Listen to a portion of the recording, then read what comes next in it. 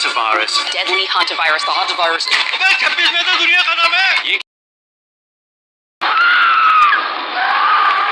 Ushuaia से एक cruise जहाज निकलता है। इसमें पैसेंजर्स और क्रू मिलाकर 23 देशों के लगभग 150 लोग बैठे हैं और ये जहाज एंटार्क्टिका और साउथ अटलांटिक के रिमोट आइलैंड्स पर एक सफर पर जा रहा है। शुरू के कुछ दिन सब ठीक रहता है, लोग आपस में मिलते हैं, एंजॉय करते हैं, पार्टीज होती हैं। इनमें से किसी को भी अंदाजा नहीं था कि ये ट्रिप जल्द ही एक बुरे सपने में बदलने वाली थी। ट्रिप शुरू होने के करीब 5 दिन बाद एक 70 साल के डच पैसेंजर को अचानक से बुखार और सिरदर्द हो जाता है, माइल्ड डायरिया भी। ये शिप के डॉक्टर के पास जाता है, लेकिन 1-2 दिन बाद इसे सांस लेने में भी तकलीफ होने लगती है। देखते ही देखते अचानक से हालत इतनी खराब हो जाती है कि 11 अप्रैल को जहाज पर ही इसकी मौत हो जाती है। This is my side duty to inform you that one of our passengers suddenly passed away last night. आखिर क्या कारण था इस मौत के पीछे, किसी को नहीं पता था। पैसेंजर्स इस बात पर ज्यादा ध्यान नहीं देते और लोग सोशलाइजिंग में और एंजॉय करने में लगे रहते हैं। 24 अप्रैल ये जहाज अफ्रीका के पास एक आइलैंड सेंट हेलेना पर डॉक करता है। यहाँ पर मुर्दा पैसेंजर की पत्नी उसकी बॉडी के साथ उतर जाती है। यहाँ से ये औरत साउथ अफ्रीका जाती है और 25 अप्रैल को साउथ अफ्रीका से एम्स्टर्डम जाने वाली फ्लाइट में बैठने ही वाली थी कि अचानक से इसकी तबीयत इतनी खराब हो गई कि इसे फ्लाइट से उतार दिया जाता है। एकदम से ये एयरपोर्ट पर ही कोलैप्स कर जाती है और 26 अप्रैल को इसकी भी मौत हो जाती है।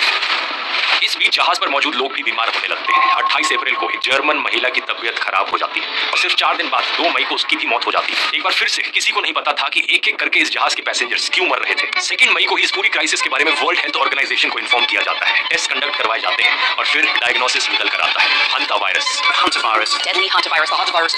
26 में तो दुनिया खत्म है। ये एक ऐसा वायरस है जिसकी कोई वैक्सीन नहीं है, कोई क्योर नहीं और इसका डेथ रेट इतना ज्यादा है कि ये इन्फेक्टेड इंसानों में से आधों को मार सकता है। आज ये वायरस एक ऐसे जहाज पर फैला हुआ है जो कई दिनों से समुद्र के बीच में ही फंसा है। पूरी दुनिया में न्यूज़ हेडलाइंस बन रही हैं और कोई इस जहाज को अपने देश में डॉक नहीं होने देना चाहता। Health officials around the world are racing to contain a deadly outbreak of. नमस्कार दोस्तों, सबसे डरावनी बात यह है कि हंता वायरस कोई नया वायरस नहीं है। इसके बारे में लगभग 70 साल पहले से ही साइंटिस्ट जानते हैं, जब ये पहली बार सामने आया था एक जंग के बीच जहां हजारों सोल्जर्स बीमार हो गए, लेकिन फिर भी अभी तक इसका कोई इलाज नहीं मिला है। हंता वायरस एक्चुअली में कोई सिंगल वायरस नहीं है, ये वायरसेस की पूरी फैमिली है और ये चूहों में मिलते हैं और वहीं से ही फैलते हैं। अलग अलग तरीके के चूहे अलग अलग टाइप के हंता वायरस कैरी करते हैं और इंसानों में इन वायरसेस से 2 तरह की बीमारियां होती है। पहली है haemorrhagic fever with renal syndrome HFRS, जो मेनली एशिया और यूरोप में लोगों को होता है। इसमें किडनीज फेल हो जाती है और बॉडी में इंटरनल ब्लीडिंग होने लगती है। दूसरी बीमारी है हंता वायरस पल्मोनरी सिंड्रोम HPS, जो नॉर्थ और साउथ अमेरिका में फैलती है। इसमें लंग्स के अंदर, फेफड़ों के अंदर फ्लूइड भर जाता है और लोगों को सांस लेने में दिक्कत होती है और इवेंचुअली इंसान की सफोकेशन से मौत हो जाती है। इसका मोर्टेलिटी रेट 50% तक बताया जाता है और सबसे डिस्टर्बिंग चीज ये है कि इतना डेडली वायरस होने के बावजूद भी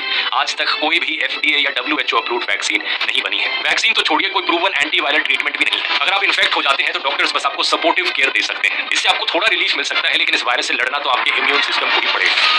इस वायरस के बारे में मॉडर्न हिस्ट्री में सबसे पहली बार पता चला था 1950s की कोरियन वॉर के दौरान। इस वॉर में अमेरिकन सोल्जर्स साउथ कोरिया में लड़ रहे थे और अचानक 3000 से ज्यादा सोल्जर्स एक अजीब बीमारी का शिकार हो गए। पहले इनको तेज बुखार आया, सिरदर्द और उल्टी हुई और फिर किडनीज ने काम करना बंद कर दिया। इसमें से लगभग 15% सोल्जर्स मारे गए। डॉक्टर्स ने इसे कोरियन हेमोरेजिक फीवर का नाम दिया, लेकिन उनको यह समझ नहीं आ रहा था कि क्या ये कोई बीमारी है या कोई केमिकल वेपन। इस मिस्ट्री को सॉल्व करने में लगभग 30 साल लग गए। 1980 के आसपास एक साउथ कोरियन वायरोलॉजिस्ट डॉक्टर हो वांग ली, इन्होंने आइडेंटिफाई किया कि ये बीमारी चूहों से मिलने वाले एक वायरस की वजह से होती है और उन्होंने इस वायरस का नाम साउथ और नॉर्थ कोरिया में बहने वाली एक नदी हंतान रिवर के नाम पर रख दिया। लेकिन हंता वायरस की सबसे ड्रामेटिक स्टोरी आई साल 1993 में। मई 1993 में अमेरिका की एक अमेरिकन इंडियन ट्राइब नावाहो के 10 लोगों की कुछ हफ्ते के अंदर अंदर मौत हो गई। The mysterious epidemic in the southwestern United States that has U.S. medical investigators baffled. The disease has already killed 10 people. It strikes suddenly and can kill in a day. हैरानी की बात ये थी कि ये सभी लोग काफी यंग और हेल्दी थे, लेकिन अचानक से बीमार पड़ गए और इन सबके सिम्टम्स एक जैसे थे। पहले फ्लू जैसा बुखार, फिर अचानक से लंग्स के अंदर फ्लूइड भर जाना और फिर मौत। शुरुआत में इनका मोर्टेलिटी रेट 75% था, यानी हर 4 में से 3 इन्फेक्टेड इंसानों की मौत हुई। बहुत कोशिशों के बाद भी साइंटिस्ट इस बीमारी को क्रैक नहीं कर पा रहे थे और फिर ट्राइबल एल्डर्स ने साइंटिस्ट को बताया कि वो इस बीमारी के बारे में पहले से ही जानते थे। इन नावाहो आदिवासियों की ओरल हिस्ट्री में रिकॉर्ड था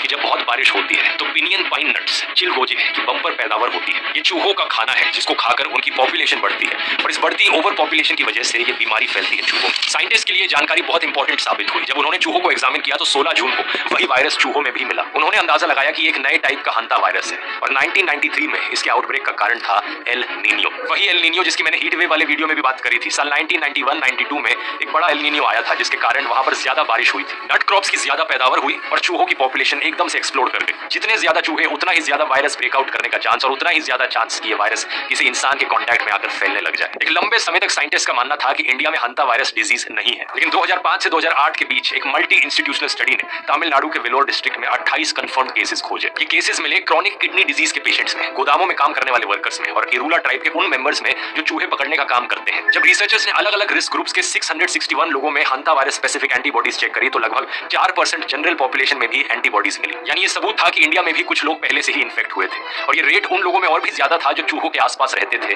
या काम करते थे। लेकिन इंटरेस्टिंग बात ये थी कि इस पॉइंट ऑफ टाइम तक अभी भी साइंटिस्ट का मानना था कि हंता वायरस डायरेक्टली चूहों से इंसानों में फैलता है, ये एक इंसान से दूसरे इंसान में नहीं फैल सकता। लेकिन साल 1996 में सदर्न अर्जेंटीना में एक आउटब्रेक ने इस अजम्पशन को तोड़ दिया। इस आउटब्रेक का कारण था एंडीज वायरस, हंता वायरस फैमिली का एक ऐसा स्ट्रेन जो बहुत ही डेंजरस एबिलिटी रखता था, ये इंसान से इंसान में फैल सकता था। आज के दिन पूरी हंता वायरस फैमिली में ये एकमात्र ऐसा वायरस स्ट्रेन है जिसमें confirmed human to human transmission document किया गया है। लेकिन अच्छी खबर ये है कि ये कोविड या फ्लू की तरह हवा में नहीं फैलता, इसके लिए बहुत क्लोज और प्रोलॉन्ग फिजिकल कॉन्टैक्ट जरूरी है, यानी कि आप किसी और इंसान के एक लंबे समय तक काफी करीब रहें, एक ही बेड शेयर करें, उनके बॉडीली फ्लूइड से कॉन्टैक्ट हो। इसलिए ये आमतौर पर फैमिली मेंबर्स के बीच में ही फैलता है या फिर तब जब कोई इंसान किसी इन्फेक्टेड पर्सन की बहुत नजदीकी से केयर कर रहा हो। और यहाँ पर एक और ट्विस्ट भी है, साइंटिस्ट ने अर्जेंटीना में डॉक्यूमेंट किया है कि कुछ इन्फेक्टेड लोग सुपर स्प्रेडर्स की तरह बिहेव करते हैं। कुछ इन्फेक्टेड लोग कुछ ज्यादा ही लोगों को इन्फेक्ट कर सकते हैं, लेकिन यहाँ पर भी अच्छी चीज ये है कि इस वायरस की ट्रांसमिशन विंडो बहुत छोटी है, ये बीमारी की शुरुआत में सिर्फ एक दिन ही फैलता है। तो अब तक दोस्तों आप समझ ही गए होंगे कि जिस क्रूज शिप की मैंने शुरू में बात करी थी वहां पर भी यही एंडी स्ट्रेन फैला था, वही स्ट्रेन जहां पर इंसानों से इंसानों का ट्रांसमिशन पॉसिबल है। लेकिन सवाल ये है